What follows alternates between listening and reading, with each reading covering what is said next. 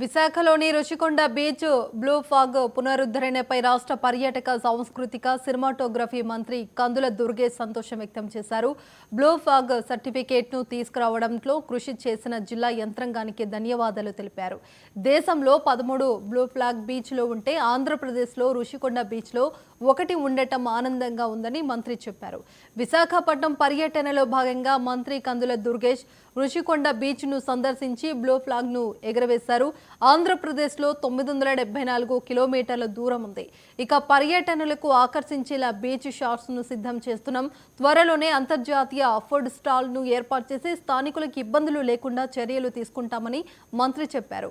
ప్రభుత్వ భూములు అన్యాక్రాంతం జరిగితే కఠిన చర్యలు ఉంటాయని ఆయన హెచ్చరించారు.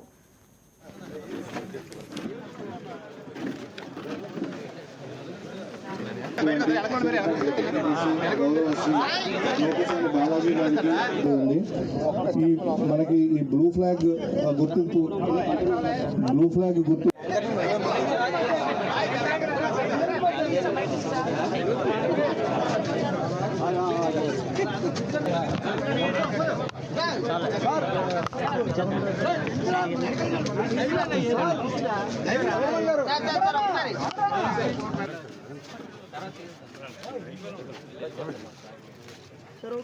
ఫ్రంట్కి రావాలి సార్.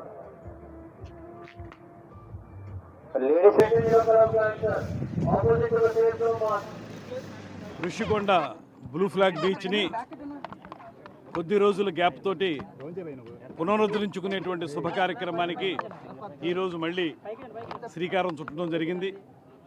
నిజానికి ఇక్కడ నిర్వహణ లోపం అంటూ ప్రత్యేకంగా ఏమీ లేదు, కానీ గత ప్రభుత్వం తాలూకు కొన్ని ఇబ్బందికరమైనటువంటి అంశాలు, ఈ నిర్వహణ విషయంలో కొన్ని ఇబ్బందులు కలిగిన సందర్భాన్ని దృష్టిలో పెట్టుకుని డెన్మార్క్ ప్రతినిధులు టెంపరీగా మాత్రమే దీన్ని ఉపసంహరించడం జరిగింది.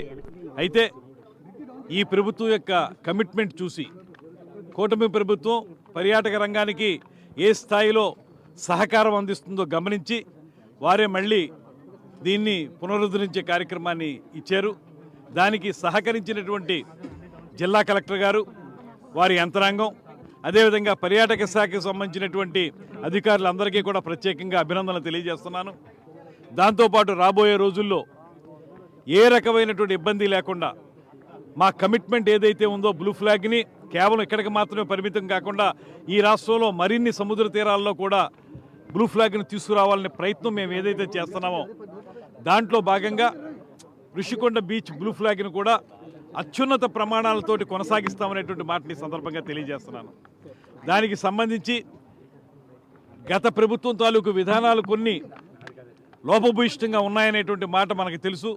వాటిని అధిగమించి ఇక్కడ పార్కింగ్ విషయంలో కానీ, ఆక్రమణల విషయంలో కానీ, పరిశుభ్రత పాటించే విషయంలో కానీ గత ప్రభుత్వం చేసిన తప్పిదాలు చేయకుండా దీన్ని సంపూర్ణమైనటువంటి స్వచ్ఛతతో కూడినటువంటి బీచ్గా, అదేవిధంగా పర్యావరణ విద్యను అందించేటువంటి బీచ్గా, దాంతోపాటు అత్యున్నత ప్రమాణాలతోటి నిర్వహించే విధానంతో దీన్ని రూపుదించాలని పూర్తి స్థాయిలో మేము నిర్ణయించుకున్నాం. దాని ప్రకారం దీన్ని ముందుకు తీసుకెళ్తాం. ఇవాళ డెన్మార్క్ ప్రతినిధులు కూడా ప్రత్యేకమైనటువంటి ధన్యవాదాలు తెలియజేస్తున్నాం.